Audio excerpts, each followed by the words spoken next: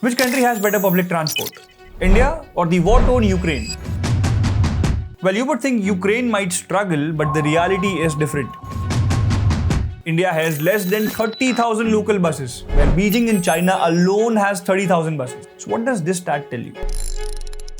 Hi everyone, welcome back to Behind the Headlines, a series where we cut through the clutter around trending news and show how it really affects you. So today we're not talking about flyovers or fancy metro maps. We are talking about what it feels to commute in an Indian city, why Indian public transport system is broken, and why are Indians still dependent on their private vehicles, and how all of this affects you and our economy. Let's begin.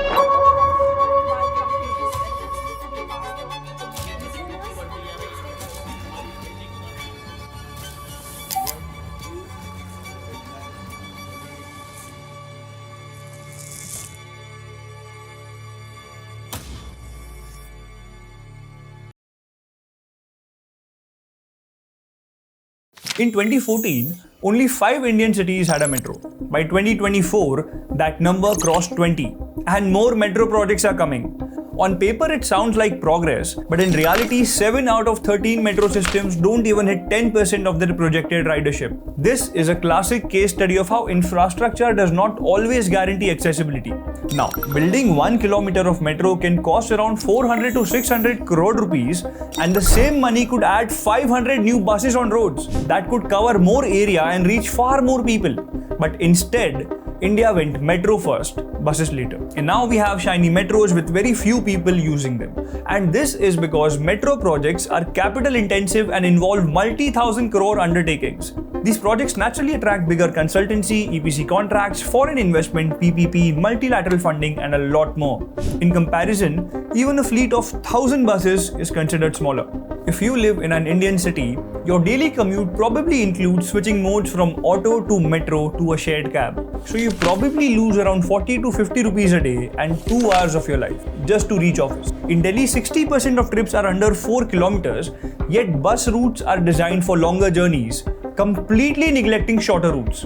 Even in Chennai, people asked for additional small buses to feed metros. The request was denied, citing fleet limitations. So what happens is, people just buy scooters or take shared autos, because when formal public transport fails you, the informal economy fills the gap, even in larger cities. Now, the issue isn't just poor infrastructure, it's misplaced priorities.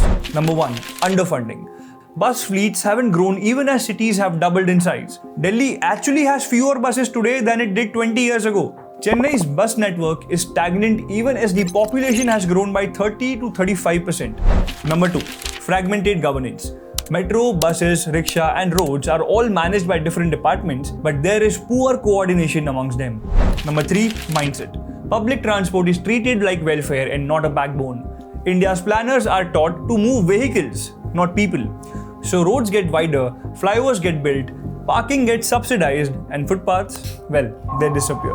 Traffic police, road design, intersection priorities rarely favor pedestrians, cyclists, or buses. So people drive because that's the path of least resistance.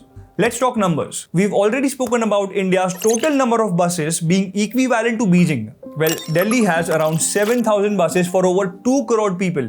Pune has just 1,600 buses, many of which frequently break down. In 2024 alone, Pune's electric buses recorded over 9,500 breakdown events. No surprise people stopped using them. Now, without reliable buses, even metros fail, because metro depend on buses to bring riders to them. Now imagine this. You stay 1 kilometer away from a metro station, the path is broken, the sidewalks are dark and full of garbage. There's no feeder bus to take you to the station and you are late, so you book an auto. Now your cheap metro ride isn't cheap anymore. Across cities, feeder services are inconsistent and parking near stations is negligible. Commuters often drive to the station but cannot park, so they skip the metro altogether. In Pune, the metro network spans around 33 kilometers, yet the ridership is poor. Feeder buses from Fugewadi station were suspended, so commuters had to pay more to make up for the poor last mile connectivity, and lack of parking makes it worse. Similarly, Jaipur Metro has consistently failed to achieve self-sustainability since its launch in 2015, recording average daily ridership of only 50,000 to 55,000 against an initial projection of 1.2 lakh for 2025. By this year, Cumulative losses reached 6,598 crore rupees, with much of the revenue coming from land sales rather than public transport operations. Now, key issues include lack of integration with other transport modes and inadequate last-mile connectivity, making it less appealing for commuters. These examples show a repeating pattern. We are building great infrastructure, but failing to make it usable for everyday commuters. And the metro isn't designed for everyone. A Mumbai local from Churchgate to Andheri costs around 10 rupees, while a similar metro route from Churchgate to Marol Naka in and around Andheri costs around 70 rupees, 7 times higher the fare price. So in order to comfortably afford regular metro travel, your household income should be at least 40,000 or more than that. Now, lower middle class families cannot manage that. Buses and share autos are cheaper for them, and when buses fail, the poor pay more in both time as well as money.